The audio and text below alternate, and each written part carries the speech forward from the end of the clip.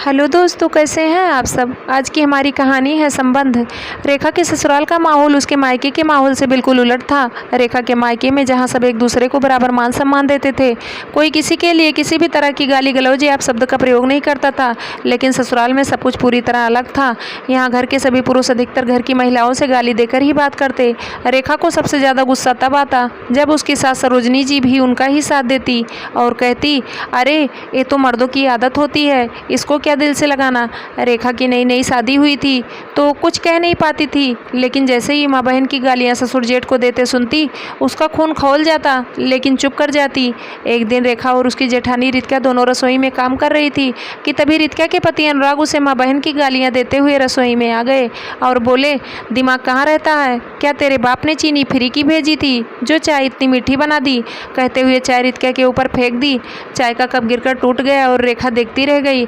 सब मूक दर्शक बने देखते रह गए और अनुराग वहां से चला गया। रितिका रोते हुए चाय की टूटी कप के टुकड़े उठाने लगी तो रेखा ने कहा, भाभी आपने कुछ बोला क्यों नहीं। क्या बोलूं, अब ये मेरी किस्मत है और मेरी ही गलती है। अगर चाय मीठी ना बनती तो ये ऐसा ना करते। उधर सासू माँ बड़बड़ाते हुए कह रही थी, सुबह सुबह दिमाग खराब कर दिया मेरे बेटे का। रेखा सन्न थी, लेकिन सासू माँ की बात सुनकर उसने कहा, माँ जी आपको जेठ जी को समझाना चाहिए, तो आप भाभी को ही बोले जा रही हैं। हाँ तो सारा दोष ही इसका है। अभी साल भर छोड़ा था इसको मायके, वो तो बाप भाई ने हाथ जोड़कर माफ़ी मांगी तो वापस रख लिया मेरे बेटे ने मेरे कहने पर। सरोजनी जी ने कहा, अच्छा माँ जी, लेकिन अगर भाभी की जगह मैं रहती तो एक थप्पड़ खींच कर दे देती। अगर कोई भी मुझे गाली दे तो सीधा मुंह तोड़ दूं मैं उसका। कहकर रेखा कमरे में चली गई। ये बात सरोजनी जी को इतनी नागवार गुजरी कि उन्होंने रेखा के पति समर को ये बात इतनी बढ़ा चढ़ा कर बताई कि रात में गुस्से से समर ने रेखा का हाथ खींचते हुए अपने कमरे से अपने माँ के कमरे में लाकर कहा, माफ़ी मांग माँ से। समर, पहले तो मेरा हाथ छोड़ो, और किस बात की माफ़ी, क्या किया है मैंने। रेखा ने हाथ छुड़ाते हुए गुस्से में कहा, अच्छा साली। समर ने जैसे ही गालियाँ रेखा को देनी शुरू की, वैसे ही रेखा ने चटाक चटाक 2 थप्पड़ समर के गाल पर मारते हुए कहा, खबरदार जो मुझे माँ बहन की गालियाँ दी तो मुंह तोड़ दूंगी मैं तुम्हारा। पूरे घर में जैसे भूचाल आ गया, सबके चेहरे से हवाइयाँ उड़ गई। नई बहू ने मेरे बेटे को थप्पड़ मारा। नाम से ये बात सबके सामने सरोजनी जी ने सबको बताते हुए कहा, लगाओ इसके बाप को फ़ोन, लेकर जाए अपनी बेटी, नहीं चाहिए हमको उनकी बेटी। 6 महीने में ही इसने अपने रंग दिखा दिए।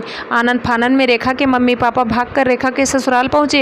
एक ही शहर में होने की वजह से वो लोग कुछ देर में ही पहुँच गए। रेखा के पापा सुनील और माँ रमा के पहुँचते ही रेखा के सास ससुर जेठ सबके सब शिकायत लेकर शुरू हो गए। सरोजनी जी ने कहा, आपने अपनी बेटी को तमीज़ ही नहीं सिखाई, ले जाइए अपनी बेटी को। हमें ऐसी बहू नहीं चाहिए जो अपने पति को मारती हो। लेकिन बहन जी बात क्या हुई थी ये तो बताइए। रेखा बिना बात के तो मारेगी नहीं, इतना तो मैं दावे से कह सकता हूँ।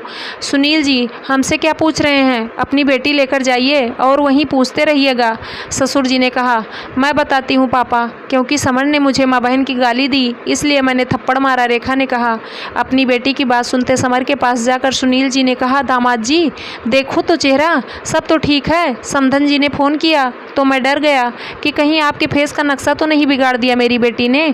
दरअसल क्या है कि वो ब्लैक बेल्ट है कराटे में। ये बात मैं आप लोगों को बताना भूल गया था। समधन जी बहुत अच्छा किया मेरी बेटी ने समर को थप्पड़ मार के। मैं तो कहता हूँ कि इसको तो 2-4 और मारने चाहिए थे आपको, क्योंकि आप तो पढ़े लिखे गंवार निकले, जिसको ये नहीं पता कि माँ बहनों को गाली नहीं देते, उन्हें सम्मान देते हैं। आप अब लेक्चर देना बंद कीजिए, इसमें कौन सी नई बात है। मर्दों की तो आदत होती है बहन जी, आप जैसी औरतें ही औरतों के नाम पर कलंक होती हैं। गाली देना, अपशब्द कहना महिलाओं को, ये सब मर्दों की निशानी नहीं समझी आप। मैं भी मर्द हूँ तो क्या मैं आपको गाली दूँ। मर्द बनाने की बजाय आपने अपने बेटे को संस्कार और औरतों की इज्जत करना सिखाया होता तो अच्छा होता। कहा ना, अपना उपदेश बंद कीजिए, अपनी बेटी लेकर जाइए। जब आएंगे हाथ जोड़ते माफ़ी मांगने तब पता चलेगा। शादीशुदा बेटियां रखना आसान बात नहीं, जब समाज ताने देगा तब पता चलेगा। जेठ जी ने कहा, हाँ हाँ मैं खुद भी ऐसे घर में अपनी बेटी को नहीं रहने दूंगा जहाँ इतने गिरे विचारों के लोग रहते हों, और माफ़ी कौन किससे मांगेगा ये तो आने वाला समय ही बताएगा। चलो बेटा यहाँ से। रेखा अपने मम्मी पापा के साथ चली गई। अगले दिन शाम को डोरबेल बजी तो रेखा ने दरवाज़ा खोला। देखा तो रेखा के के ससुराल वाले दरवाजे पर खड़े थे। रेखा देखकर आश्चर्य में हो गई कि कल तक जिनको अभिमान था आज यहाँ कैसे। तभी रेखा के पापा ने कहा, बेटा अंदर लेकर चलो, मेहमानों का स्वागत दरवाजे पर नहीं करते। आइए आइए अंदर आइए। समधी जी, हम बैठने नहीं बल्कि कहने आए हैं कि आप केस वापस ले लीजिए। समर को जेल में बंद कराकर क्या फ़ायदा होगा। माफ़ कीजिएगा समधन जी, मैं वो पिता नहीं जो बेटी को दान देकर मजबूर हो जाए। मैंने अपनी बेटी ब्याही थी आपके यहाँ, कोई सौदा नहीं किया था जो आप उसके साथ गाली गलौज और मारपीट करेंगे। मेरी बेटी मेरी कमजोरी नहीं, मेरी ताकत है और अपने जीते जी मैं उसके सम्मान पर आँच तो आने नहीं दूंगा। अब तो आप देखते जाइए कि कैसे आप मेरी बेटी को हक भी देंगी और सम्मान भी। मैंने अपनी बेटी को सम्मान देना और लेना दोनों सिखाया है। आप लोगों की हिम्मत कैसे हुई उसके साथ ऐसा व्यवहार करने की। अभी तो सिर्फ समर जेल में है, आगे आप सब भी वहीं होंगे। नहीं नहीं समधी जी, ऐसी बात मत कीजिए, गलती हो गई, माफ़ कर दीजिए। आप कहिए तो हम सब रेखा से भी माफ़ी मांग लेते हैं। संबंध तो जोड़ने के लिए बनाए जाते हैं, तोड़ने के लिए नहीं। सरोजनी जी ने कहा, तो हमने कौन सा संबंध तोड़ने की बात की। बात तो आपने शुरू की ना। हमने भी संबंध जोड़ने के लिए ही बेटी ब्याही थी, लेकिन आप तो कुछ और ही समझ बैठे। सुनील जी ने कहा, आखिर आप चाहते क्या हैं ये बताइए। हम तो रेखा को अपने साथ ले जाने आए हैं। कल गर्मा गर्मी में बात बढ़ गई थी। रेखा के ससुर जी बोल पड़े, मैं अपनी बेटी सिर्फ एक शर्त पर भेजूंगा, जब आप लोग आगे से उसके साथ कोई गाली गलौज या बदतमीजी नहीं करेंगे तब उसको बहू होने का पूरा सम्मान और अधिकार देंगे।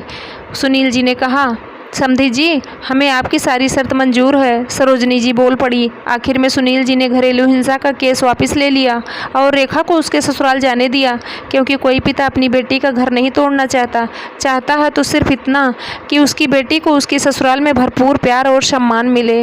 उम्मीद करती हूँ दोस्तों आप लोगों को ये कहानी ज़रूर पसंद आई होगी। धन्यवाद दोस्तों।